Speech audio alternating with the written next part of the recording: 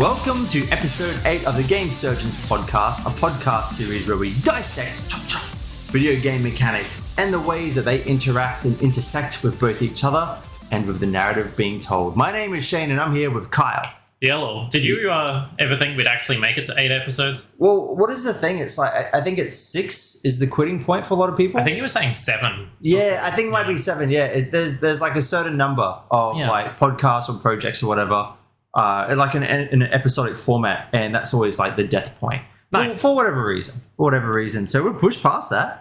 It's people just run out of things to talk about somehow, I guess. I think so. I think that people get really excited about an idea, and then they find that they're only truly super passionate about like 1 or 2 topics. Yeah, a finite amount of whatever that topic is. Yeah. And actually stretching it out is the hard bit. And I know that even like with this podcast, like, you know, we had our obvious ones at the start. And then, I don't know. Journey was only last time. Yeah. And then like, I guess there's some that kind of we've stumbled into without really thinking about. Like when we're doing a list of games at the start, there was a couple where we didn't like think of it through that lens, but talking about it, it's become a bit more obvious. Yeah, absolutely. Yeah, so I don't know. I think that might be why it's a bit different. I'm glad this far. One day I'll start editing these. Yeah, one day people will be able to actually hear these. Maybe that's why we're able to record so many, because if no one can hear it and I don't get dejected by the fact that no one's heard it. Yeah, we're doing 2/3 of the work here. So yeah. we're like we're probably up to episode 5 and actual like effort points all up. But yeah, okay. Yeah, we're pretty much there. What have you been playing lately? Oh my gosh, I actually got the chance to play games. Do you know how good it is to actually have time to play games? Yeah, between moving house and everything, you finally have the time. Like, I spent so much time cleaning, and then I spent time cleaning here because I was like, no, it's the post-move clean now. You've got to clean the things so they're up to regular standard now. But no, I've spent quite a bit of time yesterday and today playing a couple of games. Oh, let's go. A couple. A couple. So a while back, you might remember I started The Last Guardian. Yes. Finally, I had it for years. And then eventually traded it in because it came to PS Plus, and I'm like, well, I don't need this anymore. So I just downloaded it through PS Plus. Started it a little while ago. Move happened. Finished it up just yesterday. Oh my god, it's so beautiful. Yeah. Yeah, man. Like we've had this sort of discussion before about Shadow of the Colossus and Ico, and you're not actually a fan of either of them. Really. No, I didn't quite like. I don't dislike them, but I just found both of them had game design choices which were just so dated. Granted, I played it on the PS3, which is a few years after the fact. But also they were PS2 games. So. Yeah. So like, I don't know. I really liked what they were going for, and I'm so glad those games existed. But there was a couple of things where I'm like, I can't overcome this game design thing. I'm not gonna lie. A bit of that carries over still. I expected that, yeah. But I have never quite had such a close emotional bond with a video game character. And it's not the boy. I give very little in the way of it's about the boy. But Trico, whatever we want to call him, I'm pretty sure the kid pronounces it as Trico. Yeah. Is the most adorable thing I have ever seen, and that is including the cat that just jumped into my lap. I was going to say your cat's jumping up, and he's just like, "What? Are you talking about me?" Should be. Please be talking about me. And yeah, the end of that game is just so affecting. Oh, so you finished it as well? Yeah. Oh, huge. Yeah. I had to look up one thing right at the very end, and it turns out it was just because the game hadn't triggered something. Oh, yeah. Yeah, don't you love those? Yeah, just the best time there. But yeah, I finished a game. Let's go. Oh my gosh. Huge. And then I finally got to properly start playing something. Probably not too far enough where I'd be like able to talk about it. But Pokemon Legends Arceus came out a couple of weeks ago, and I had legitimately not put any more than 10 minutes into it. Like, I hadn't even got to selecting my starter yet before. And yeah, now I've put a couple of hours into it. I'm enjoying the changes. I don't think it's as good as everyone's saying it is in terms of... I've heard a lot of love. A lot of love for it. But I also haven't even got so far as, like, tackling one of the alphas. So my gameplay... Yeah, my gameplay experience so far is run around, throw Pokeball, and occasionally have a battle. Yeah. I feel like the alphas and the exploration is where all of that change is really going to come in. I will say adding the survival aspect to, like the crafting aspect to Pokemon does feel like a natural fit. I kind of wish, like... So Gold and Silver introduced using the acorn-looking things. Oh, yeah. I think they were like apricorns. Yeah. So Gold and Silver introduced using apricorns to create Pokeballs. And I kind of wish that had been carried over into like newer generations, because using the apricorns here to like out in the field craft your own Pokeballs. I think it's a really cool mechanic. It makes a lot of sense, especially when you have to throw so many Pokeballs in this game. I can get through the entirety of one of the regular Pokemon games with like 100 Pokeballs flat. I have already used in 2 hours at least 100 Pokeballs. Damn. Because you have to catch so many of everything. And it sounds like it'll be like really tedious and boring and and it kind of is in some ways, but I'm just having fun exploring at the moment, and I just throw a Pokeball on my way past sort of thing. The only thing so far that I'm actually like about is that Eevee won't stay in a Pokeball. What is it like the anime, how it just wants to walk with you? No, I just can't catch him. You just can't catch him. And it runs away straight away, so yeah. Disappointing. Pokemon Legends is one of those ones where I was watching all the pre-release stuff, and I'm like, man, this looks really good, and I want this to be really good, but I know it's not going to be. Fair enough. But then I don't know, it sounds like it is actually... Yeah. So don't get me wrong, it's ugly and also beautiful at the same time. Yeah. It's one of those ones where it's like the art direction kind of carries it, but then you also get like kind of gross spots. Yes. Like textures, dreadful. Yeah. Honestly, the way trees are drawn in this is something I haven't seen since like the PS2 era. Yeah. It's not great, but the art direction really does carry it quite well. I would not be surprised to see this type of game on 3DS. Do you know what I mean? Yeah. But that said, the fact that it is a fully camera-free Pokemon game the entire way through is kind of special. Yeah, in a way. I had one of my friends mention that he was surprised to find that it's not set on like 8 predetermined camera spots. That he was legitimately surprised that you've got full camera control. Full control, yeah. Even then, I was surprised that when you went to the town, you still have full camera control. I expected that to be a side-scrolling area. You'd load a whole bunch of different zones. Even inside a building, you have full camera control. It's kind of weird for a Pokemon game. What a low-ass standard that we have. What a bar that we're setting, and we're being surprised in... Yeah, like, I speak this way in, like, a positive way, and I really shouldn't. I know, it's just like, oh, wow, you've reached, like, the year 2016. Keep going, you're almost there. Yeah. I feel like if Game Freak put a bit of money into hiring the right people, because... I think that's probably their issue at the moment. The Nintendo company, the Pokemon company, has all of the money in the world. Pokemon is genuinely the biggest franchise, like biggest money-making franchise in the entire world, just because of the amount of merch they sell.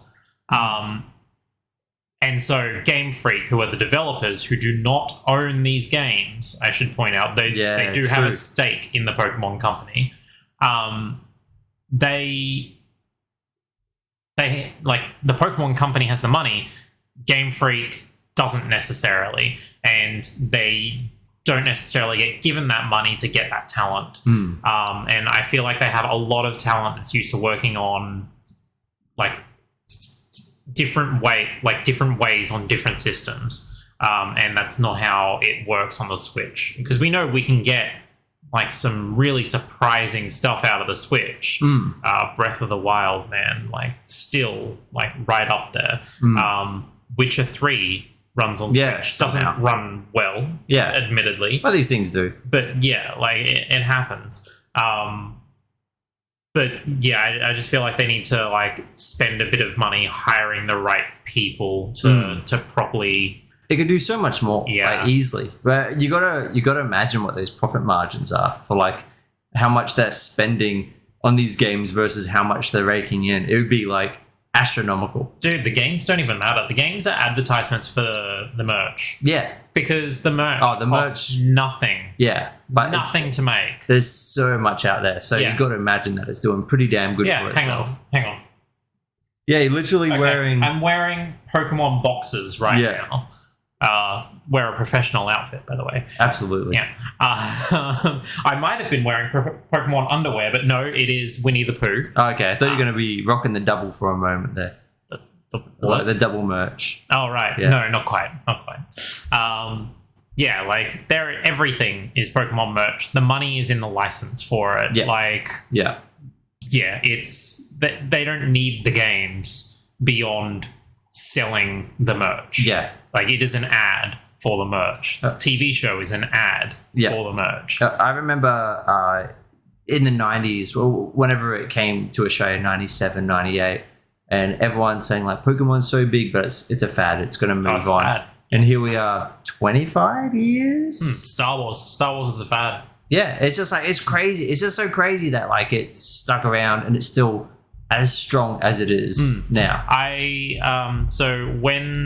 Legitimately, when the Star Wars movies made a resurgence, recently, when Force Awakens was the first one on the new trilogy, I think. I think so. Yeah.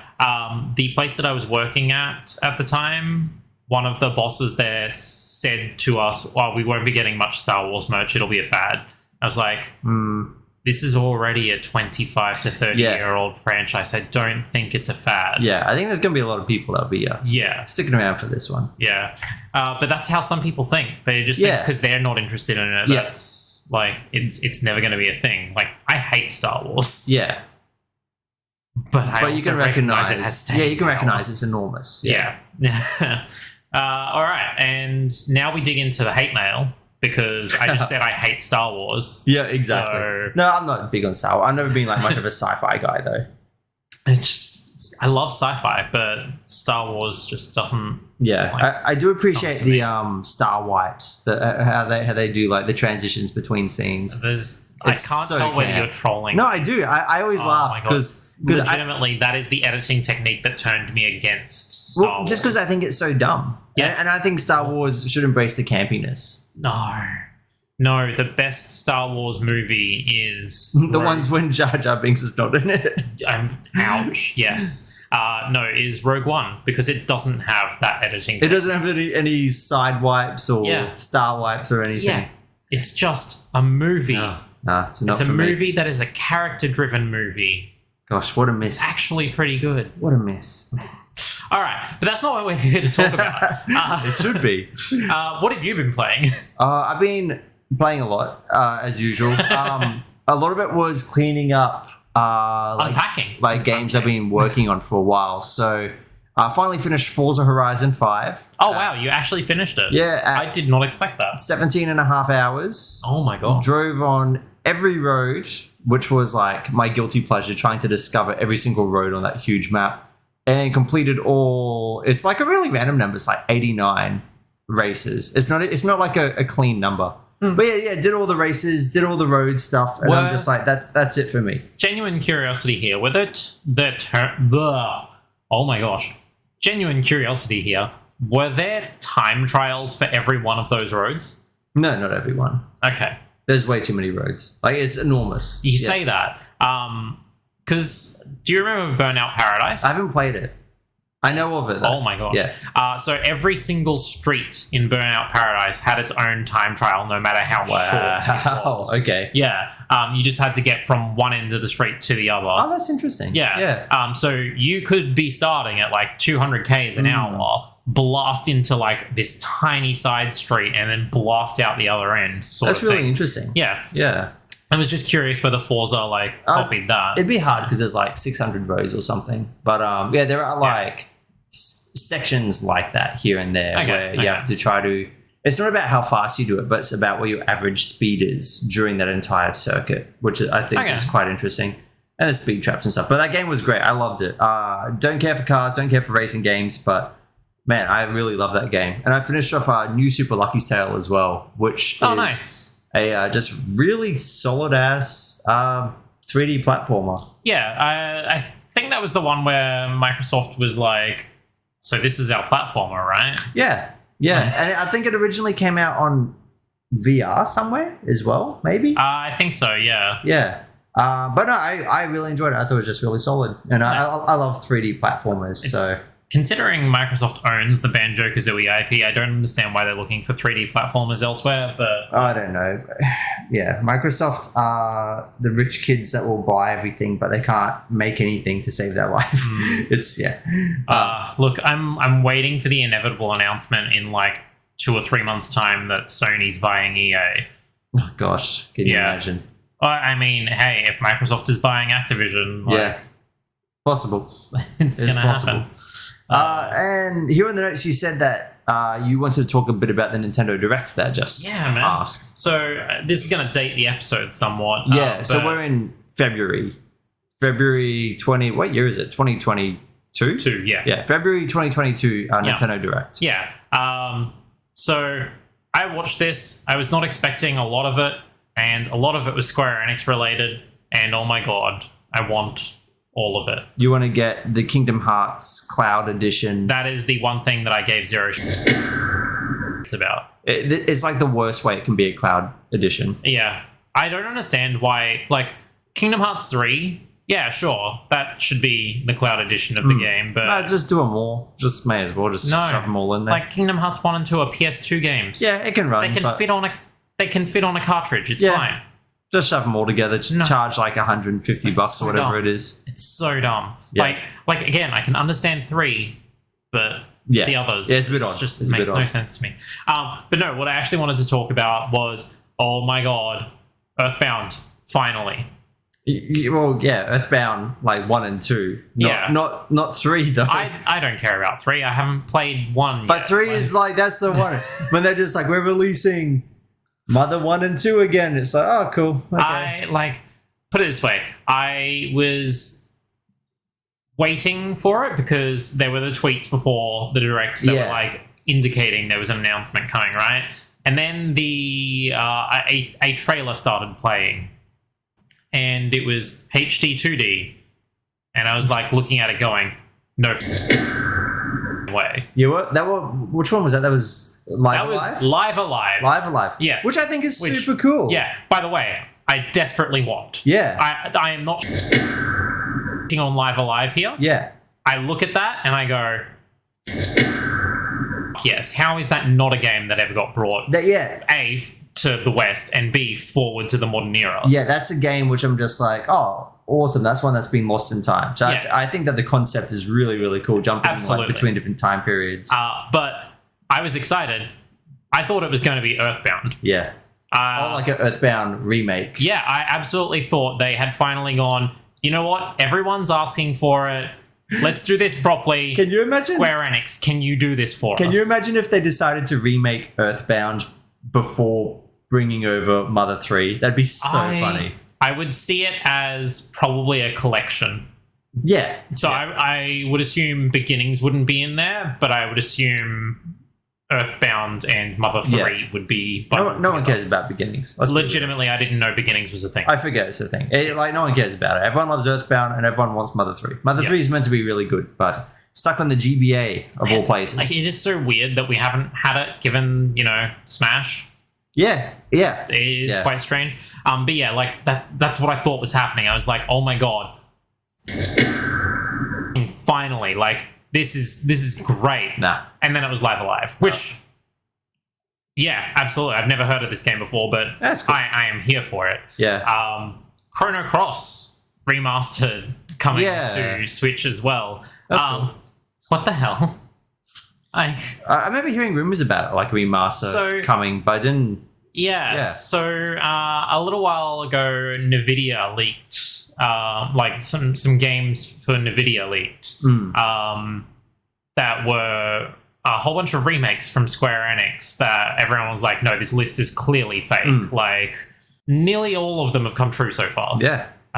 Now, admittedly, this is just a quick remaster port from the PS1. Yeah. This isn't like a full-on remake. Yeah. This is pretty. But it lends a bit of like credence. Final Fantasy IX was on that list, and Final Fantasy IX has already had a remastered release. Yeah. Which does this mean we're getting Final Fantasy IX remake? Maybe. I hope so. I love Final Fantasy. Maybe they'll just keep throwing other Final Fantasy remakes at us, instead of 7 Part 2. So we just forget about 7 Part 2. Yeah, nice. There were a couple of other things. Wii Sports. Switch Sports. Yeah, the big ones being Switch Sports, a Fire Emblem Warriors game. A Fire Emblem Three Houses centric Warriors game, because they've already had one. Yep. And Xenoblade 3. And Xenoblade 3. Oh. Those three, and particularly Switch Sports being demonstrated by two middle-aged dudes using motion controls. Those three told me that I was not the target audience for this direct. This was not my thing. I was definitely the target audience for this direct. I don't care about Switch Sports. I was going to say, was it the middle-aged men playing volleyball or whatever? Look, you need to really look into yourself to understand. It just went for a long time. It was a long demonstration. So I was actually at work at the time, so I just put the phone to the side and just kept going on with my work while I waited for the next thing to come up. Now, for me, the biggest takeaway was after so many years, I've decided to finally release DLC for Mario Kart 8, which of course happens 2 months after I finally sell that game because I gave up hope. Yep. And now they're going to put 48 tracks on there to bring the total to almost 100. If it helps, but it looks like most of them are going to be ports from all of them. All of them are ports from everything. No, but like direct ports from Tour. Yeah, even this like first wave of 8 has 3 mobile tracks in there, which is actually like kind of appealing to me because I haven't actually played them because I couldn't get into the control scheme. I would never try and play Tour. Yeah, so that's a bit heartbreaking, but Cool. Xenoblade Chronicles 3. Oh my god, RPGs, systems. Systems is what this podcast is about, and I'm just like, Oh man, it's like, the exploration, the world building stuff looks great, but it's just so damn anime. It's just so like, I mean, that's not the reason you stopped playing Xenoblade Chronicles X. No, I like that one. Yeah, it was just that it was like maybe I liked it too much. I was like, there's too much in here. I got to ditch this game. I'm still waiting for that to get re-released. I forgot that I played X. Yeah. I forgot that I owned that. I am hoping that with the announcement of 3, that X gets a remaster re-release like 3 or 4 months before 3. Give us that and give us some weird version of Nintendo Land, and then like we're pretty much done with the Wii U. There's almost nothing left. No Wii U ports left after that. Yeah, I think we're like Splatoon 1, I guess. Yeah, I know. We're getting like a bit silly. Yeah. All right. Okay. Cool. Anyway, it's good to touch on that. Yeah. So today we're going to be talking about Hitman 3. So Hitman 3 was released in January 2021 and was developed by IO Interactive. It's released on all major platforms, including a cloud version on the Switch, which we were kind of teasing just before. Just why? Hey, if you got to get it on the Switch. I mean, it they has to find be a way. perpetually connected anyway, so I guess on the Switch it's not such a terrible idea. That's actually pretty logical. I didn't Yeah. really consider that. Yeah. It plays like a sandbox assassination stealth game. Did you like that description? Do you feel like that was apt? I actually hadn't read that until okay. you said that just now. Because it's definitely sandbox. I think when people think of a sandbox, they probably wouldn't think of this game, but I think but that's they should, because that's what like sandboxes this is what are. an actual sandbox This is a real is. sandbox. Exactly. You're talking about an open world, but I want a sandbox. and the assassinations are the name of the game, and like there's also stealth elements, but I think the stealth is like the third most important in that. I don't know. I think genuinely humor is more important than stealth in this game. And we're going to talk about humor because I love the humor in this. Hitman 3 allows longtime players to import progress and stages from the previous two games in the World of Assassination trilogy. So it's funny, we're talking about Hitman 3, but we're also just talking about like the trilogy, the recent trilogy. Yeah, like levels from 1 and 2 all appear in 3 if you had purchased that content previously on the same system. Unless that system was PC, in which case you got Suck. Sucker. So that's why. So I've actually bought Hitman 1 and 2 twice. Oh, each. gosh. Because I purchased it for PC for 1 and 2, and then for Hitman 3, it was made exclusive to the Epic Store, and I said, Oh, that's random. yeah. And so I just bought it on PS5. I bought it on PS5. And then I just repurchased 1 and 2 and like the Game of the Year editions on PS5 as well, so that I could import the data from there, which means my progress in Hitman 3 is a lot less than what it is in Hitman 2 for PC, just because I haven't done all of the things on the PlayStation version that I had done. Okay. So what you're saying is you played these games a lot. I've played a lot. Like, estimate how much do you reckon hours-wise? So you know how Spotify does that end of year thing where they talk about what you listen to most and all that sort of thing? Yeah. So PlayStation also does that. Hitman 3 came out last year. I put 100 hours into it on PS5. Damn. Yep. Hitman 2. And that's just 3. Yeah. That's Hitman not... 2 for PC, I put 200 and something hours Whoa. into. And I would probably say Hitman 1 another 50 to 60. Damn. I knew you played these games a lot, but I don't think it was that much a lot. And these games definitely lend themselves to replays and just like sinking hours into it and mastery and everything. Absolutely. Like that. I even put in some hours this afternoon, just doing things that I hadn't done Just before. do 'em.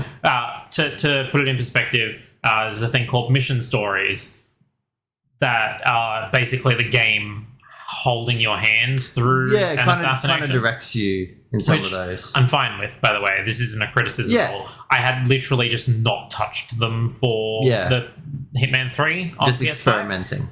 Because I know the game well enough. By this point. I know enough to know when to monitor certain NPCs and pick up people talking over stuff and go, oh, well, that's actually supposed to be leading me to something, so I'm going to go do that. Yeah.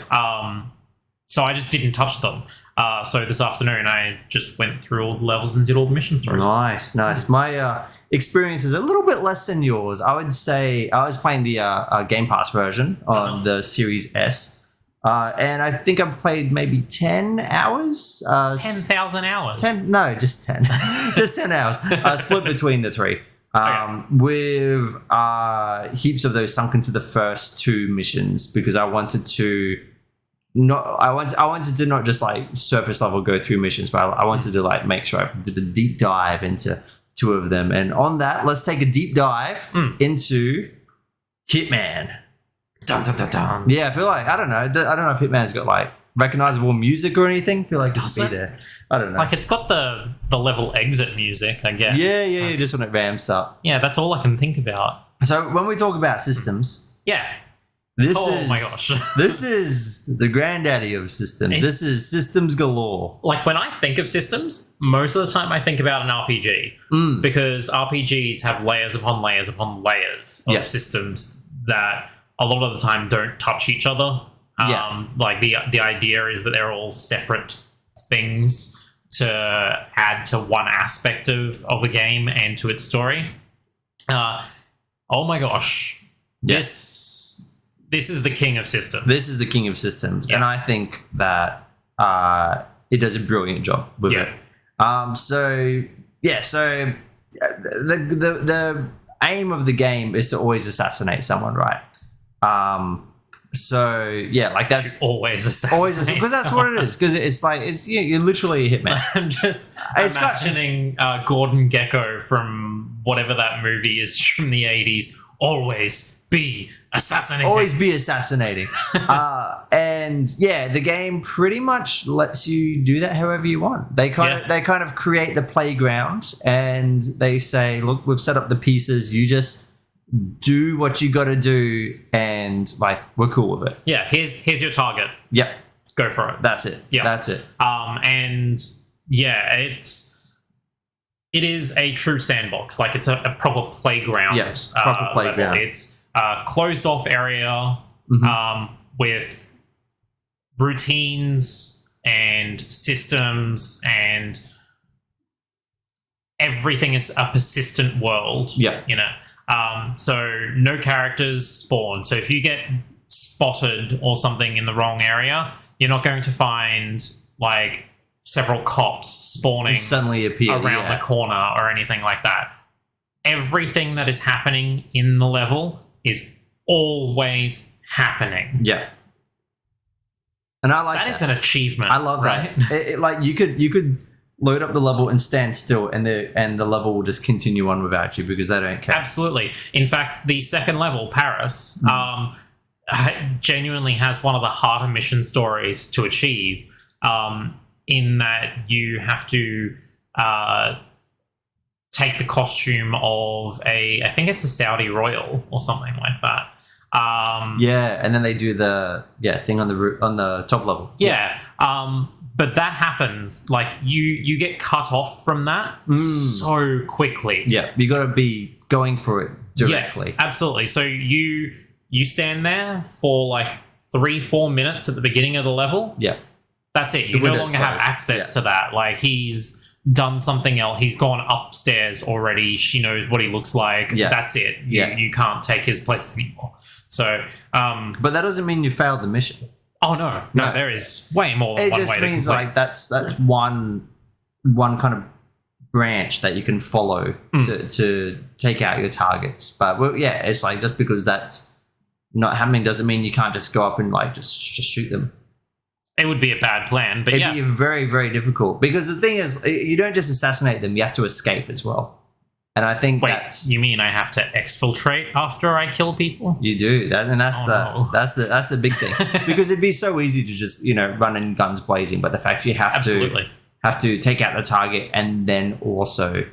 Yeah, I mean the Paris level, you literally walk in the door and the scripting happens so that the target presents itself coming down the stairs directly in front of you. You could just shoot him and be like, "Hey, we good," but also there's another target, and also you have to escape. So exactly, that's so good. Like one target down, and so is the hitman. Okay, never mind. Let's start again. Actually, you brought up a good point there about the scripting because it's like there's we say it's a persistent world and there's things that are always happening with or without you. But also intelligently, there's certain triggers, certain flags that will happen behind the scenes. Yes. That once you reach certain places or certain conversations have happened, that's when they start happening. Yes. And it's good because like at times it can feel like you do a bit of standing around, a bit of waiting to kind of like understand people's routines and be like, I just need them to be standing in this one specific spot. But the game also, gives you those opportunities where you walk in and immediately you get what you're there to get. Yes. And I think that's really smart. It is to avoid FOMO, right? Like, everyone will have the important conversation when you're there. When you're there, yeah. Yeah. And that's the way to do it. I think that would have been something that they would have debated a lot as a team, whether to go like full one direction or another. Can you imagine like having to be in the perfect spot at the perfect time all the time? It'd be too hard. You would have to scale down everything so much more. And I think that having like this system in place where it's like both of them hand in hand, it means that they can scale it appropriately. Yeah. I think that was a good call. I think that was a success. Oh, absolutely.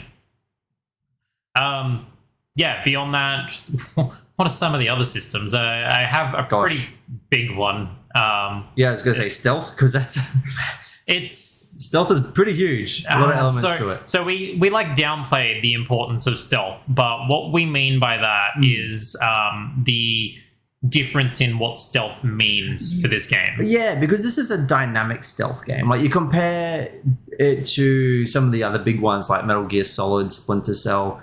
Gosh, those are old examples. Are there any like modern day stealth? I mean, Metal Gear Solid games still exists. It still exists in pachinko machines everywhere. But Splinter Cell, oh my god! Yeah, that's they made a Splinter Cell since the PS2. So I'm kind of dating myself there, but yeah, this isn't a game where it's like, oh, there's the guards and they can't see you. Rainbow Six Siege, Rainbow Six, maybe, I don't know. That's not even I wouldn't call it a stealth game. Stealth games, maybe this is the stealth game example these days. I'm not even sure. But it's not like Dishonored. Yeah, I'm thinking Dishonored maybe. Yeah, probably Dishonored. Anyways, it's not like, oh, there's these guards there, and if they see you, it's game over or anything like that. No, you're not hiding in the shadows. You're not hiding in the shadows. All the time you're hiding in broad daylight. In plain sight. And it's really smart because it makes the stealth dynamic. Like, there's certain costumes and outfits and disguises. Those are the big ones that carry a lot of this game. And it's great because like with one outfit, you can walk amongst these like people like group A, but with this outfit, you can walk amongst people like group B. But like, then you can get like a third outfit, and then it's like, oh, you can't be with either of those two, and then or you could be with all of them, or you can be with all of them, and it's really dynamic because the amount of times I've had to like find an elaborate way to sneak past someone.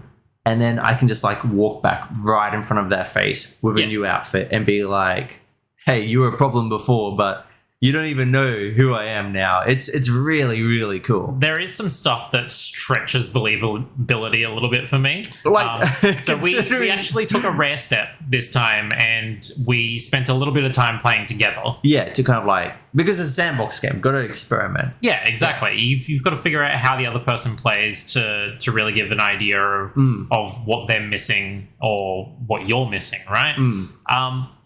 So when we were playing the other week, I remember being in a off-limits area for what I was wearing, and literally just walking out of that off-limits area in front of a guard, and he says nothing. Yeah, they don't want you going in, but if you're coming out, they're like, hey, no, it's all good.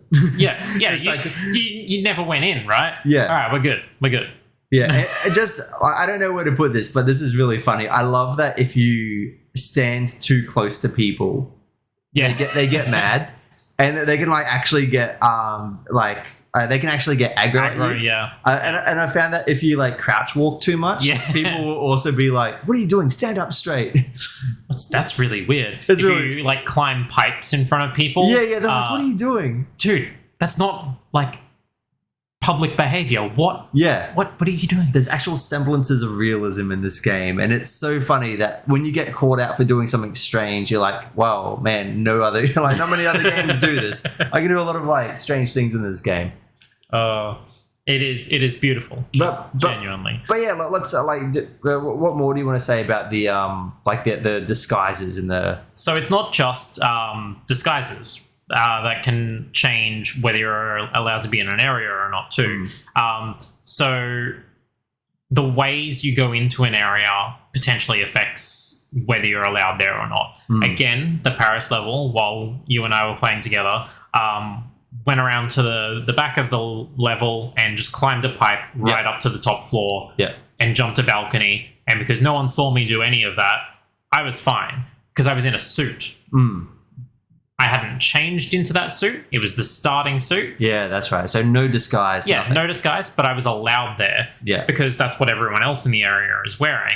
But if I had tried to go through the guards to get up there, I would be trespassing. I didn't have an invitation.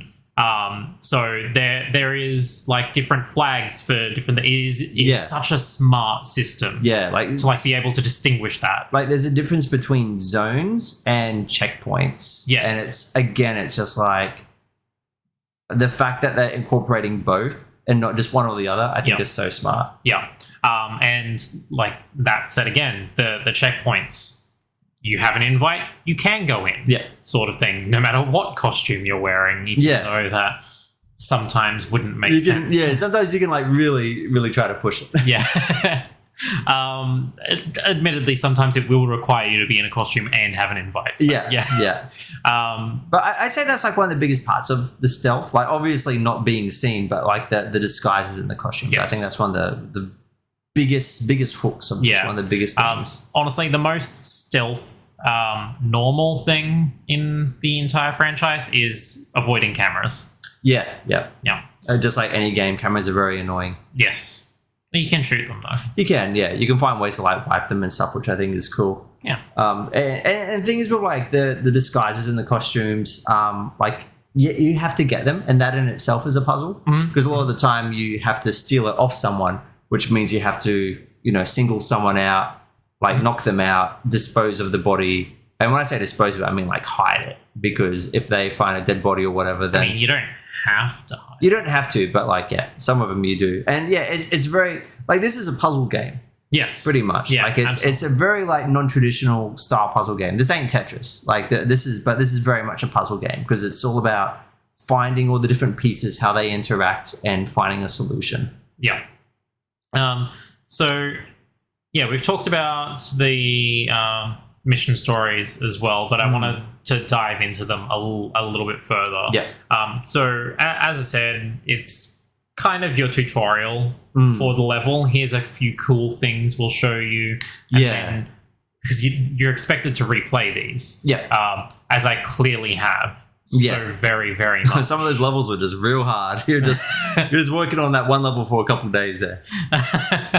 No comment. But like, yeah, the obviously motive doesn't come into it all that much. There's a story, no one cares. Yeah, Your but hitman's being paid. both whatever. you and I didn't resonate with the story. Yeah, it means so very little. There are cutscenes in between levels, and Which even is now, cool that they try, but I feel like you don't lose anything by skipping it. I could not tell you a single thing. Yeah. Like, tell me the target name, outline them in red. I will go for them. Yeah, and the good thing is like it's still what little understanding we have of the story, like the way that the game plays out ties in very well to the story. It's not like, but what's the term you use about like like something making sense within the game universe? Oh, diegetic. Diegetic, yeah. Like all of that is like very diegetic. It's like everything you do. It's not like you did something utterly ridiculous on the mission and then the cutscene is just like, oh, good job, no one saw you or anything like that. Like I think it's very reasonable. It just assumes you got the target. It doesn't care how you did it. Yeah, because like honestly, I don't know, assassinations don't have to always be very stock standard. Like I'm talking about like just in anything. They are the best. Yeah, like, it would be crazy. But yeah, the mission stories are really good. But yeah, means and opportunity are your primary mechanics in this game, I would argue. Means what tools you have at your disposal, how well do you know the ways or your way around the level. Opportunity. Yeah. Can you take this opportunity? Yeah. Do you know enough to know that this is an opportunity? And to also create your own opportunities sometimes. Exactly. There are several like little things, coins to direct guards into areas where no one else is looking, so you can take them out. So there's a few things that are maybe a little bit overpowered in the game once you figure out how to abuse them. Coins is definitely one of them. Oh yeah, absolutely. Like it's knocking people out with coins. I've seen videos of that. People just like if they land headshots, and I'm just like, how is this working? I don't know about that. Wait, really? Apparently, I have not seen that. but yeah, it's just like the piece of candy. You can just take them somewhere ridiculous. And something that you and I have talked about before off camera is where you can drop weapons, and then like someone will come and be like, oh, there's a weapon there. They'll slowly pick it up and slowly take it to one box. Yes. So you, again, that's creating your own opportunity. But once you figure it out, it's like, oh, this is busted. I actually like rarely use it. Yeah, but 'cause it's- so many YouTubers who like do this as their main thing on YouTube.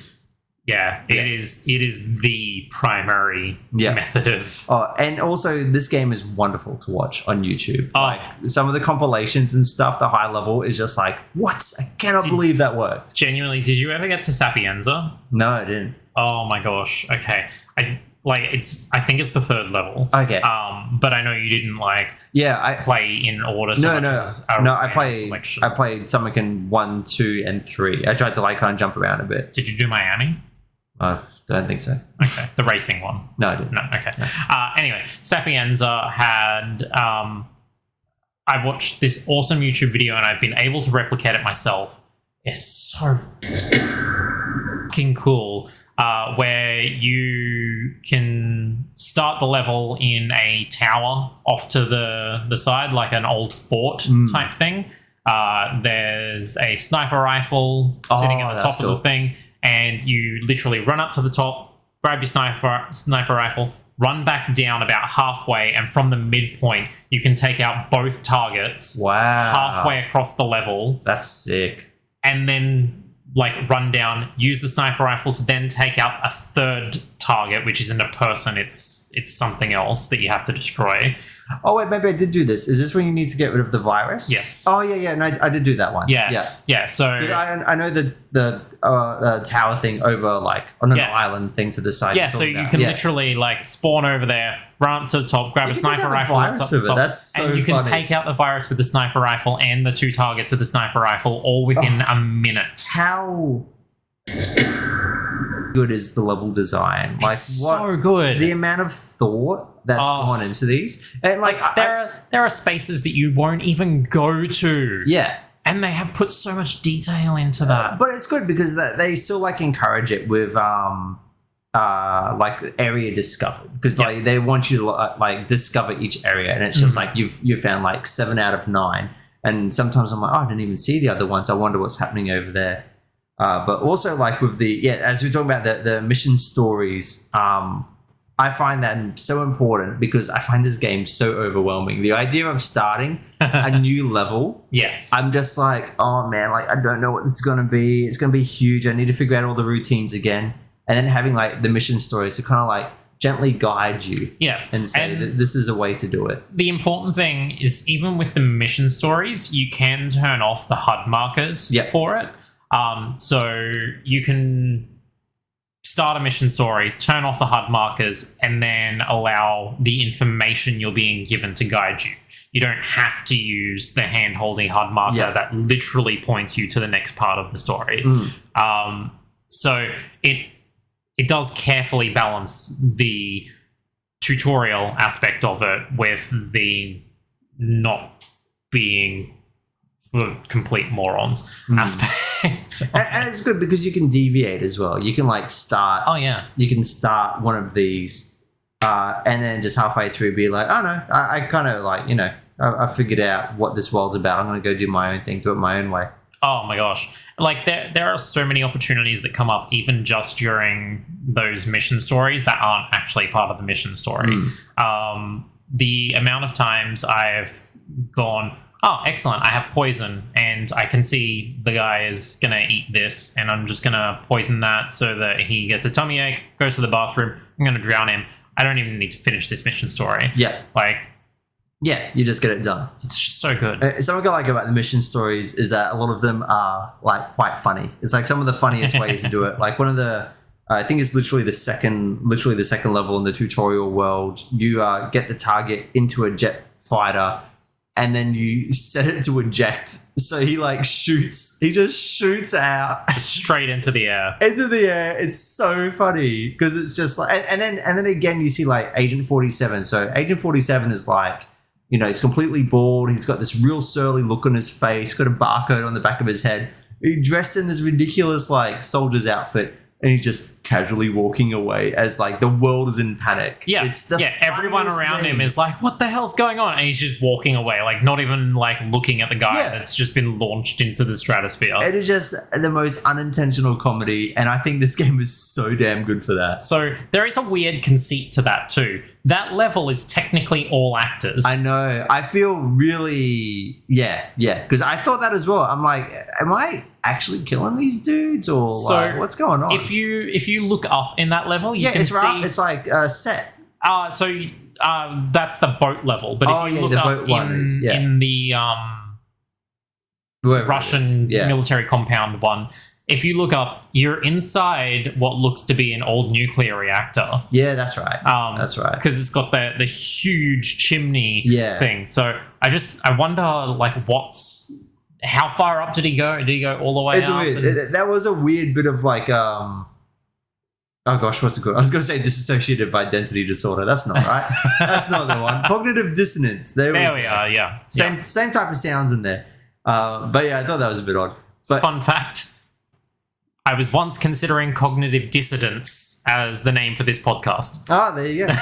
There you go. Little Easter egg for you. But no, I think that the comedy in this game is hilarious because it's like Oh, nothing is really forced upon you. It's never like here's the funny, but you kind of create the funnies. it takes itself so seriously, So and seriously. not seriously at all. because it gives you all these toys to Yeah. play with. So the amount of Easter eggs in this is ridiculous. In the Miami level, which sorry you haven't done, but there is. No, I did do that one. That's the one with the sniper rifle, yeah? You're gonna have to be more specific. Oh, the example you're talking about, how you take out the two people in the virus. No, that's Sapienza. Oh, Yeah, okay, that's sorry. Sapienza. Yeah, Okay, so yeah. Miami is the one with the racetrack. Oh, yeah, sorry, you mentioned that. Yeah, my bad. Yeah. So in the Miami level, there is a flamingo costume. Of course. It's a mascot for Yeah. like one of the brands that is racing. And of course you can track. get it. Yeah, of course. There's two actually, one in blue and one in green. Yeah. But the point being, you can take that costume and in, I believe, one of the escalation missions, Mhm. although it might just be in general, you can use that as your escape route. What, like jump in the... how? Like you just into a mascot and then So bounce? while you are in that costume, go up to the helipad, Yeah. and there's no helicopter there anymore. There is now a bird's nest Oh, with eggs in it. what the And heck? the camera pans away, and then you see 47 flapping his arms What? and flying away. Brilliant. There is another one in Miami as well, where you can jet ski away on two dolphins. Oh, that's like cool. they are roller skates. That's so funny. I fucking love this game. And it's so good because like that's so rare. Like everything else is so like stone cold serious. Oh yeah, So absolutely. just these moments of insanity, it just makes it so damn funny. I'm gonna make the Miami level sound like it's just pure insanity, but there are aquariums that you can destroy, and fish come out of them because they are aquariums, and you can then pick up the fish and slap people with them. Brilliant. Like, But the thing is, you have to go out of your way to do these. Again, like, Absolutely. the game gives you all the tools and all the toys, but you're the one that has to get creative with them. yes, yeah, it's just so full of wonderful references. The Berlin level, you can get abducted by aliens as your Ah. exit. As you do. Like I don't understand how it so perfectly melts this seriousness and not. Sorry, I love this game so much. They do such a good balancing act with this. Yeah. It's really good. We're talking about the mission stories, but I want to also give a shout out to, I can't remember what it's called. I think they're just called like the challenges or whatever. Yes. Where like they don't like signpost it or anything, but they just give a description. It can be something like kill the target with a light rigging or something like that, or poison the target or something like that. Yeah, Just literally. something- So, in each level, you have accidents, choking, drowning, poison, and headshots Yeah. as like your basic elimination methods sort of thing. But then these challenges will like further elaborate, like this is how an accident can happen. Yeah. And it sort of drives you to puzzle it out. Yeah. Yeah. And I love that because I'll see that and I'll be like, I didn't even consider that. Like, how would I do that? Yeah, and it makes me think, how would I do that? And I love that because that's where it differentiates from the story mission. So it doesn't give you a waypoint. It literally just says, this is what you can do. And it makes me say, I'm going to make that happen. How am I going to do this? So you played through Paris a bit, right? Yeah.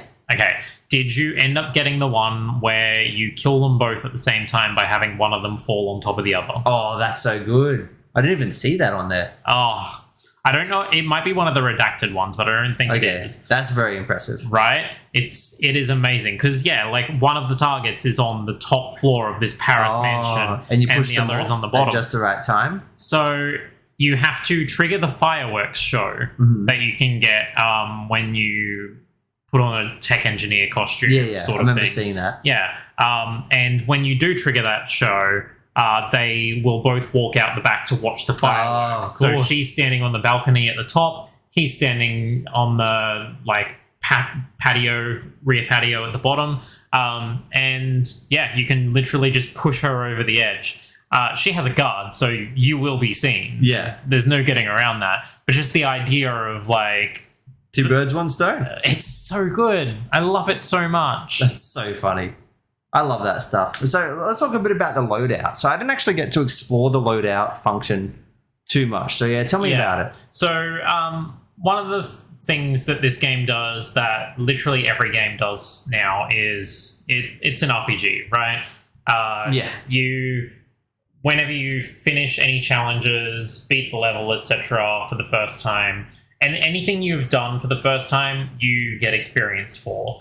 Every time you play, you just get experience for doing things in general anyway. Yeah. Just much smaller amounts of experience. Which is cool. Like I feel like that the leveling stuff doesn't, I don't know. It doesn't affect gameplay, really. No. It allows you to more quickly and easily complete challenges, I guess. Yeah, I saw like the leveling up system and I was like, oh, this is fine. I'm like, this would be really great for some people, but I don't feel like I'm missing out on anything with this system existing. So the thing is, they had to develop the game in a way that you wouldn't be like miss anything. Yeah, it's not like, I need to grind to... Yeah, so all of the things that you unlock are just there to make things quicker for you overall. Like different weapons and that sort of stuff. Yeah. Any poisons and all of that, all of them are available in like every level. That'd be handy. Yeah. And that'd be good because that might even be like, just a time saver. Yeah. Because it's like, oh yeah, I know how to get to this poison, but like if I don't have to get to it, it'll shave off like a minute. Exactly. And they built this for the speedrunning community because they knew streamers would like I've watched so many people stream this game. Even today, I watched someone stream the Valentine's Day event that they did for this game. Like, just they knew, right? They realized they were onto something, and just let it carry itself. They didn't get in the way. Yeah, I think is really the most important thing. Like they developed all of these systems and went, wow, this is really fun to watch. Yeah. Which I think is perfect. Like, it's very much the heart of this game. Yeah. Again, it's just like a sandbox. So IO actually has internal speedrunners. Oh, cool. Yeah, that's a good idea. To just play these levels and break them. And they definitely like lean into it because they've got and I wish that more games did this, but you can put on like a mission timer. You can you can like have a visual indication if you've been spotted or if you've used like lethal force and that sort of stuff, and it'll give you like a permanent mark for the rest of the mission. So if you're like trying to do a very specific run, it can tell you like if you're still eligible for it. Because oh man, the amount of times I've played on other games, so I'm like, oh cool, I did it without being seen, and you get to the end, it's like you were seen. I was like, but when? I didn't even know. Yeah, I could have just restarted that. So I have done Silent Assassin suit only for every level. Every level. Shoot, that's wild. Yeah. So Silent Assassin, you can put a HUD indicator on. Suit only, you can't, but. But that's pretty obvious. Yeah, if you change your outfit, you probably remember that. Yeah. But yeah, Silent Assassin suit only, so you cannot go in, like, you cannot be spotted in any areas because, like, you're always in an area really that you're not supposed to be in except for at the start of the level, right? And it really like forces you to figure out the entire level, like where all the paths are and stuff. Yeah. You played a little bit of Dubai, right? Yes. Yeah. And that one's a bit more, well, it appears more linear, but I bet it's not linear. It is not. Okay. It definitely presents itself as a bit more linear. There are leaf walls that you can climb up. Oh, cool. You wouldn't even know. Yeah, until you try. Until you tried. That's really cool. Yeah, there are just so many places that you can get to. I think my main one for that is there's a toilet at the second floor, I want to say, bar that you can go into, create a distraction, knock someone out, take their key card, and get into the staff area, knock another person out there, and you can just carefully make your way through without being seen by anyone just because of the patrol patterns and things. I have played that game so much I could probably do that with my eyes closed. Yeah, you can probably do the stuff in your sleep by now. It's still rewarding. Yeah. Like there is still stuff that I don't know. And that's absolutely insane to me. I'm not going to say I'm the best Hitman player. I'm nowhere near it. I would not even consider myself a good Hitman player. Like you saw me playing the other day. I forgot shit. Yeah, well, I accidentally killed someone's guard instead of the target. Yeah, it happens. But it's because this game is so dense, and I love that. I love that games like this exist because they're so rare. It's so rare to find ones where instead of saying content is saying we have 30, 40, 500 levels, it's saying we're going to release these levels like one at a time, but they're going to be so dense and so good that you can just sink your teeth into it. I miss that so much. Like, so Hitman 1, they tried something new. Square Enix was the publisher at the time. And instead of releasing a whole game, instead what they did was every month they released a sandbox. Yeah. And I remember a lot of people hated that. Well, no, not that they hated it, but they hated the idea of it. And it created a lot of discussion around it. I don't understand why. You could still pay for the entire thing straight up. I guess like people didn't like the idea of paying for content they weren't getting right away. But yeah, I guess it was back then. Because what year did that come out? The first one of this trilogy. I want to say like 8 years ago, maybe. Yeah, because it was a while ago. Like games as a service wasn't quite as huge. I wouldn't even call it a game as a service. Yeah, because it's a bit different. At most, it was a season pass, an ongoing game, I suppose. Yeah, I guess ongoing games like this. That would have been around the time that Destiny was happening, and Destiny was a bit of a breakthrough for ongoing is a game games. Service. Oh, there's a bit of both. Yeah, that's a bit of both. But like just they release one level at a time per month, so you could fully explore that game. And like compared to, because I'm coming in on the other end, because I'm coming in with the trilogy, so I've got access to like, I don't know, 20 something sandboxes or whatever. Yeah, like, it's a lot. It's I don't know the number off the top of my head, but it's a lot. It would probably be around about 15 or 16. Yeah, but to look at that and be like, oh, that's a lot. That's a lot of levels. Right? It's like it makes me wish that I was there for the for that drip feed. Guess you're keen for it. That drip feed was surprisingly good in making me go, oh, I want to play more of this, and playing so much more of it. So I didn't come into Hitman 1 immediately. I think by the third or the fourth level or something like that is when I like actually came into the game. But I know it was before the last level had dropped. Oh yeah, and so I had to look forward to. Yeah, so I spent a lot of time on those first few, just going over them again and again. And then Hitman 2 came out and they ditched that format. Did they? Yeah. Wow. So they released a 5-level game and then released 2 DLC stages after that as well. And then on top of that... That was paid, the DLC? The paid DLC. Yeah. And then on top of that as well, you had some reimaginings of those middle levels where they completely changed the stage up to focus on another area. Cool. So Sapienza that's one that you've done. They actually have 3 variations of Sapienza. That's not too surprising because I looked at that level and I was like, this level is huge. It's I'm like, big. there's a lot of different things you could do. Yeah, I actually wish they'd do something like that for Hitman 3. Like they've done the Seven Deadly Sins ones, but it doesn't change how you play the levels all that much. And not until Lust anyway, and I'm just having the most difficulty with Lust, so let's ignore that. Yeah.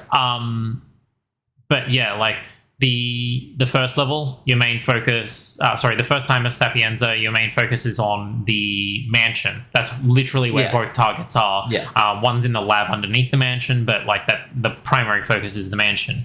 I can't remember which one released first, but there is a nighttime stage with a Hollywood production going on. Oh, that's cool. Yeah, and that takes place in the town center. So your main area of influence is that main town square area. Yeah. The mansion is closed off entirely. The chapel is closed off entirely. You have to focus on being in and around the mayor's, like the government house and the town square area where the production's going on. And then the other one is a politician's one, which for some reason takes place entirely around the chapel instead of around the government area. No. Whatevs. And yeah, like the fact that they have these 3 distinct areas that they can pull like different targets into is just insane because there is so much gameplay in just that one level. Yeah. And then you draw 2 more out of it and still have so much gameplay individually in each of them.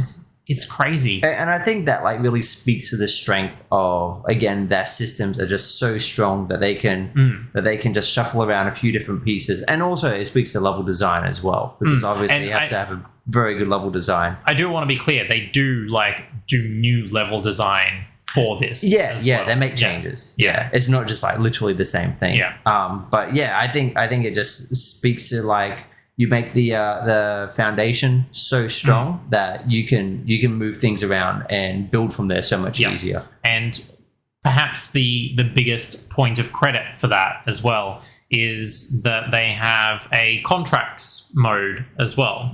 Have you looked at that at all? What's that? Is that the elusive one? Oh, that's something different, is it? Yeah. Okay. So contracts is a game mode where you load 47 into a level and you pick a whole bunch of targets. Okay. Up to 5, but you can have at minimum 1 all the way up to 5. And you assassinate them however you like. And it can be any one of the NPCs in the level, and then you post that contract online. Oh, and see if other people can do it. Yeah. Oh, that's cool. That's really cool. That's so fucking good. That's such a good idea. Every NPC has a name. Yeah. And all of them have their own routine. Yeah, that's cool. All of them can be a challenge in some way. That's genius. Yeah.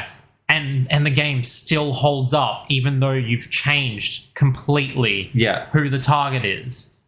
Because everything else built around it is such a strong foundation. I have so much respect for this game. Like, they've done such an excellent job. Did you know Hitman 3 did not get Game of the Year last year? Yeah, so that would have been in the running last year. Wow, man, I didn't even hear people talk about it too much. Yeah, because it was in January and everyone sucks. One of those ones, yeah. Yeah. Because even the Game of the Year for that year was a bit all over the place. Like it wasn't like everyone clearly said this is the one. Like so most places said It Takes Two. Yeah, so I'm not taking anything away from It Takes Two. Yeah. But also Hitman 3 happened, guys. Yeah. Well, out of the big ones, the Game Awards, It Takes Two got that. Forza Horizon 5 got it from IGN, which I thought was pretty wild. Really? Yeah. I was like, man, a racing game. Yeah. But yeah, I didn't really hear anyone talking about Hitman. It's heartbreaking. And legit, yeah. Because IO has put so much work into this entire series. And don't get me wrong, nothing changes really in terms of gameplay from Hitman 1 to 2 to 3. And I almost wonder if that's why. It's so good. It's like if you keep polishing it, you can have a really polished experience versus a fresh experience. Like It Takes Two. Yeah. And then it's usually easier to choose between the two. So the levels are the new gameplay every time because every single one of them is a new puzzle. Yeah, exactly. And it's not just one new puzzle. it's 100 new puzzles because of the challenges. There's so many little pieces to it, yeah. I just feel like it is absolutely like something the entire gaming world slept on last year. And probably because it came out so early in the console cycle, and it's so early in the year. It's just hopefully more people give it love. I'm so glad it's on Game Pass. Yeah, for the fact that it can get to more people. Yeah, get some more eyes on it. But I know, so it's not a Square Enix game anymore, but just for the sake of argument, Square Enix chucks games on Game Pass that it doesn't have faith in anymore. Yeah. And I can't help but feel that's what's happened. Yeah, I wonder if that's why. But at least with it's the way that it gets rolled out, it has, it's a bit more logical for it to be here. And they haven't given you everything. Like no. They are trying to get people, I guess, to buy the levels that weren't included. And there's even a season 2 for Hitman 3, which isn't going to be part of this. Is going to have new levels. Yeah, I only found out about today. Yeah, 4 new levels. Oh my god, I can't wait. Yeah. Holy shit. Yeah, I thought that was it, that we were done. No, they said we got more. They said when they released Hitman 3, we're not doing new levels as DLC. Yeah, I was like, but that's what I want. Yeah, but I want more of that. So that's crazy. So there's a few more points that we're gonna hit before we finish this up here. Yeah. Look, save's coming. Save's coming. Yeah. I think it's actually a positive in this type of game. I think it can be. Yeah, you can definitely abuse it, but I feel like because at times there is so much waiting around. Yeah. Without that, having to go through it again and again. If you make a mistake and be like, oh damn, and then you have to do start the entire level again. Yeah. Oh. Even if the waiting around is 10 seconds, or a 10-second window, even if it's something short, just being able to just skip that by just saving there. I think that this is the type of game. This is one of the few types of games where save scumming is really good. Yeah, especially because, as I said before, there's no spawning, so people don't just rubber band from one end of the map to the other to meet requirements. Yeah, it all has to be very logical. Yeah, they actually have to interrupt whatever their routine was and walk their way over to whatever thing you've triggered has happened to occur, right? Yeah. And so, I think there is that positive aspect to it. On the negative side, and you would have seen this when we played together the other day, is one little thing goes wrong, load the entire level. Load again. Yeah. Load again. Yeah. Load again. Because it can kind of put you in the wrong mindset. Instead of saying okay, this is dynamic, I'm going to adapt to this. That you just say, no, I want to do it the way that I want to do it. Yes. Yeah, it can be a bit dangerous. Yeah. I find I do that with other stealth games like Dishonored as well. And I end up actually tilting myself crazy. Because you want to get it just right. Yeah. It is always a bit dangerous. Yeah. And I did that a couple of times playing Hitman this afternoon. And it's just oh my God, I'm getting tilted. I've played 350 hours of this game, and I can't hit it clean. I still can't get this right. So I find with Metal Gear is a bit of a different story, but with Metal Gear, I always have to approach that game in the mindset that it's two games. It's a quiet game and it's a loud game, and it's not going to be just one or the other. So I always try to go in quiet, but then things will fall apart, and I need to have a plan B, and I need to be ready for that, and that makes it fun. So I guess it is one of the negatives of save scumming. So, strangely enough, I'm more willing to do that in Metal Gear games, but because of the challenges in this, because you're aiming for something specific as well, it does become that thing where it's oh my God, I'm sick of doing the same thing over and over again. Yeah. Speaking of doing the same thing over and over again, what a great segue. I actually love the escalation mission. So, for those that don't know, it'll give you, you'll be in a stage and they'll be okay, the assassination target is this, usually just a kind of random NPC. Yeah. And it's you'll be this guy and we want you to do it with a knife. You're okay, cool. And you go and do it. And then it's okay, that was is it always 5 for So Hitman 1, it was always 5. Yeah. Hitman 2 and 3, they changed it to 3. Okay, cool. So so that'll be the base one. And then the second level of that is, you have to kill the same NPC and it has to be the same weapon still, but this time you have to also take out this other NPC, or you have to be wearing this particular outfit, or this, or that. Don't get spotted by cameras. Don't get spotted by cameras. So it's really cool because, like, the first level of the escalation is usually, pretty simple, pretty straightforward. And then they give you another one, and you're like, oh, okay, it's a bit harder. Then they give you another one, and it reaches a point where, because, you're using a pretty similar approach each time, but it reaches a point where you're like, it's physically impossible to do this mission. What the hell?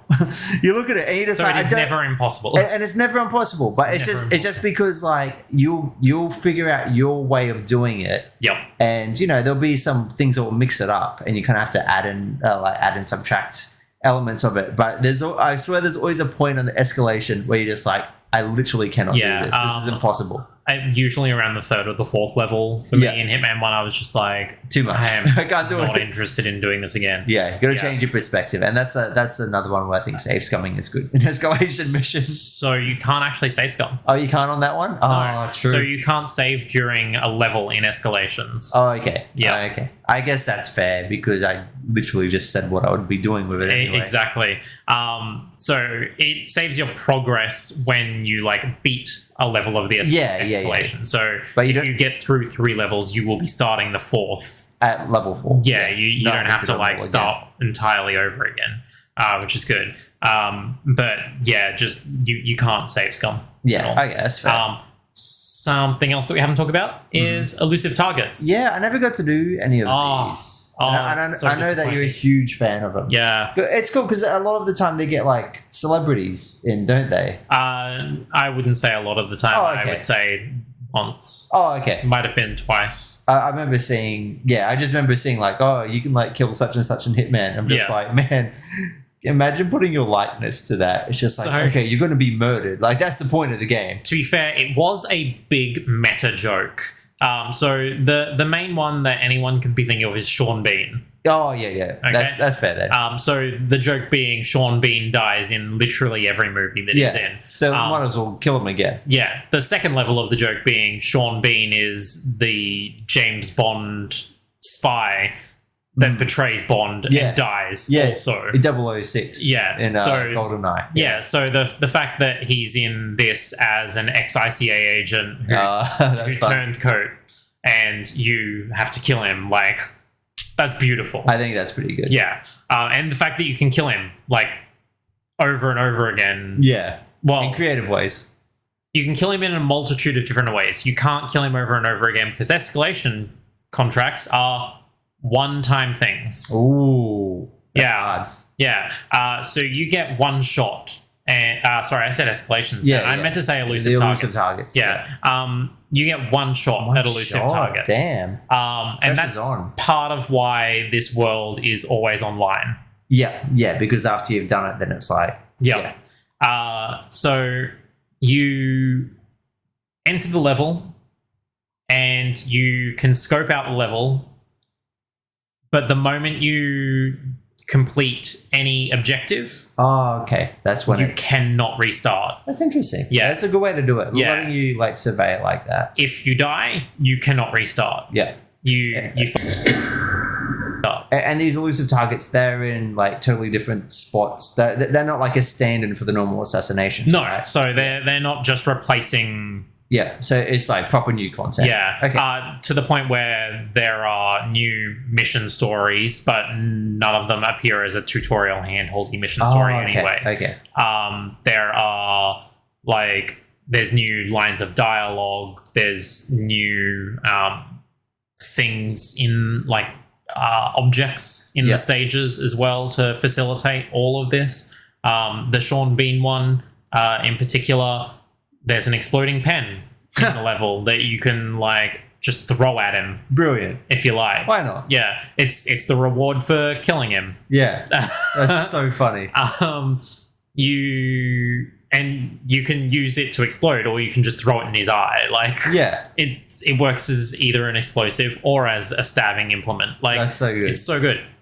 For that one as well, you can show a photo of Sean Bean to a robot because the stage you're in, they're developing robots that recognize people and will take them down as assassination targets, right? So you get the robot to do it. So you just get the robot to do it. Wow. Yeah. So it adds all of these little things for each of these elusive targets. Some of them are better than others. Admittedly, the Sean Bean one is like one of the bigger ones that they've put more effort into than a lot of others. That's cool. But yeah, they're really, really good. The other thing with elusive targets, again, no save scumming. Mm-hmm. So you can't save at all during the level. There's no saving of progress. And in addition to that, a mechanic that you probably get used to through the normal game is no longer present either. Mm-hmm. And it's not something that we've brought up so far because as much as you use it, it's not really necessary. Do you know what I'm talking about? Is it the sense thing? Yeah, so Hitman Vision. Yeah, Hitman Vision. It's just, so many games have this. What are you talking about? You press the button and then everything goes black and white apart from the important things, which are glowing. I don't understand. Detective Vision from Batman is completely different. Yeah, Batman and Tomb Raider and everything. Yeah. I don't know, because I think it's like, I don't know. It's not necessary. It just kind of helps you. I feel like it's more of an accessibility option. Yeah. And this game has great accessibility options, by the way. It's really, really good. Yeah. Okay. Yeah. Big shout out to Hitman for that. But yeah, you're right. It is an accessibility thing. It is about essentially showing the player what they can actually interact with. Yeah, which isn't bad. Yeah. Like I think it's. I don't know. I think more games should have more accessibility options. Yeah. And yeah, that's one that I would turn on as an option for myself a lot. Yeah. But the other feature of it is that you can basically see through walls. Yeah, that's a bit cheeky. Yeah.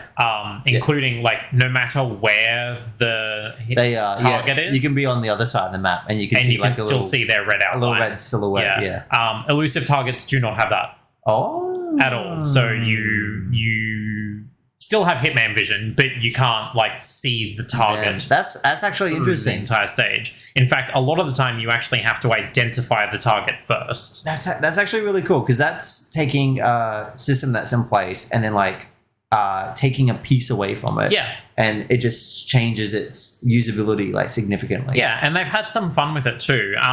When Hitman 3 released, a little while afterwards, they had in the Dartmoor stage, so that is a mansion in the English countryside. Mm-hmm. They did a elusive target stage where the elusive target is a guy that changes costumes. Oh, that's cheeky. Yeah, that's really cheeky. Yep. So if you don't like find him soon enough, he's changed into another costume. You've got to figure out where he is. Yeah. Like who he is. Oh, because the red outline's not there. That would roll me. Because I've already got like how do you pronounce it? Prosopagnosia. Where like I already have enough like trouble identifying faces. So if the game is like, oh, I'm gonna just like change someone's outfit, I'll be like, oh no, I got no chance. So they do give you like quite big hints as to where they're going to be. Yeah.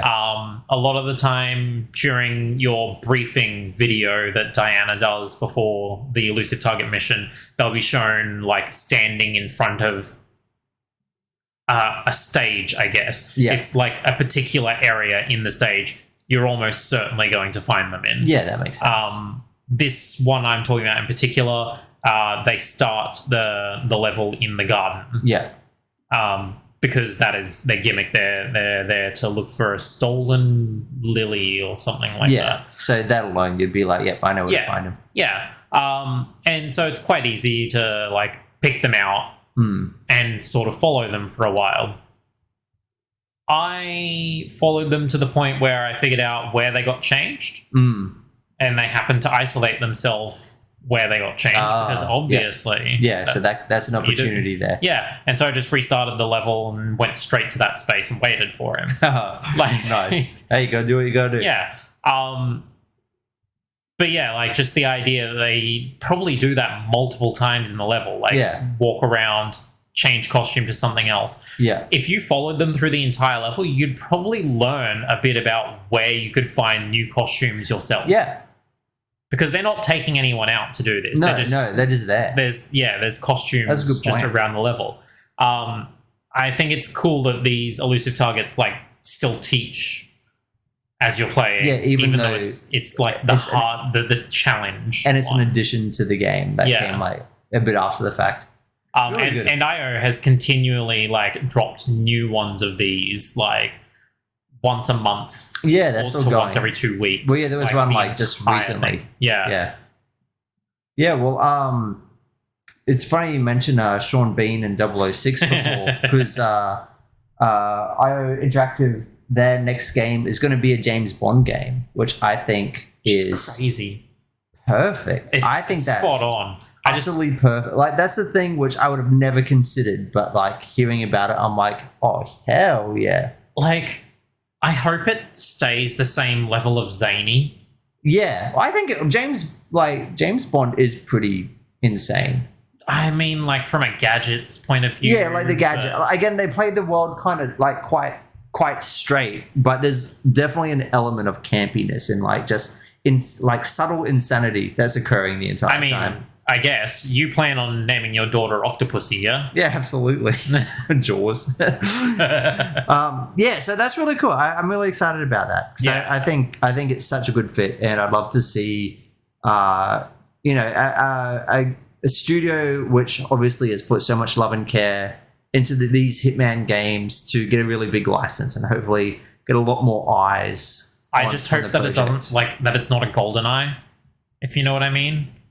like a more actiony type of thing. Yeah, like No, I still yeah. want it to be puzzles. Yeah, I think it will be like I can imagine there being like a little bit more action than Yeah. Hitman, but I'm holding on for hope that they will let the studio do what they do best and just have a lot of fun with the puzzles in the sandbox and just oh gosh, it has a lot of potential. Listeners can't like hear this, but my fingers are crossed so fucking tightly. Oh yeah.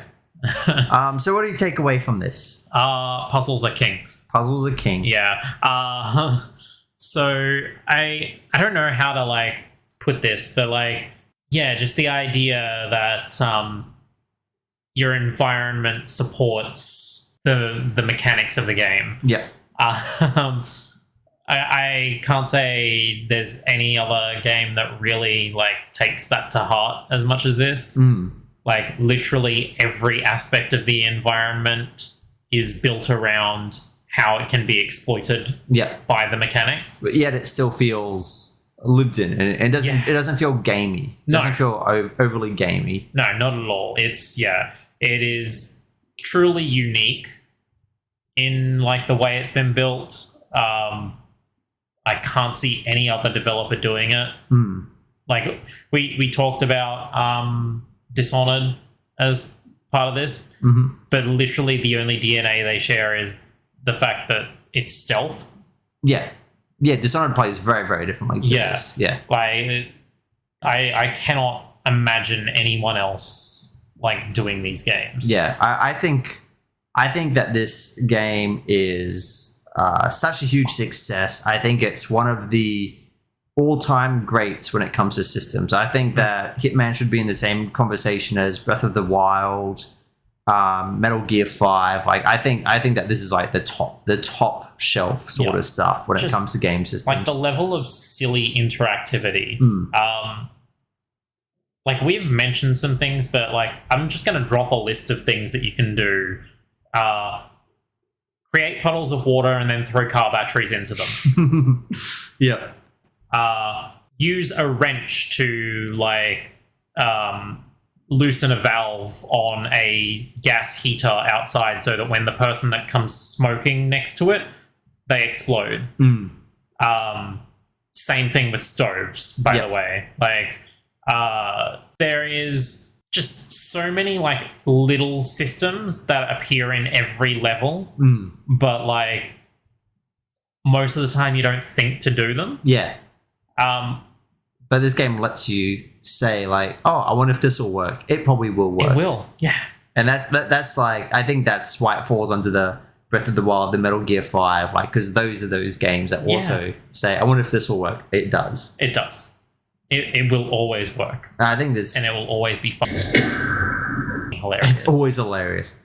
I think this game is awesome. I really hope more people get to play it, and yeah, hopefully James Bond, whatever that looks like, is kick-ass, and everyone is like, hey, this Hitman game sounds pretty good, and they can go back and play those as I well. wonder if it's on Game Pass. Oh my god, it is. It is, exactly. All right. So what are we doing next time? So next time we are doing Resident Evil 7, which is a bit of a different type of game, not really one that you think of when it comes to systems. It does a few really interesting things within the horror world for systems. But the big thing I want to talk about is the adaptive difficulty system that's happening behind the scenes. So I think we're going to do a very deep dive into that one. So I can imagine next week it'll be a bit of Resident Evil and a lot of adaptive difficulty. Oh god, that means I have to play long enough to actually adapt the difficulty. Oh, there's a point where I ran into a wall and I just kept dying again and again. Yeah. And I'm just like, well, this is going to make it like easier. Like it will eventually. It will eventually. Oh, beautiful. All right. That is it for us this week. Subscribe, like, if you happen to be listening to this on a podcast feed, also subscribe, and like, it helps metrics that we don't have yet. I may at some point create a Twitter. We'll see. I hate social media, so it's just I hate Twitter. Tell your mom, tell your friends, tell everyone to have a listen. And we will catch you next time for Resident Evil 7. Bye. Bye.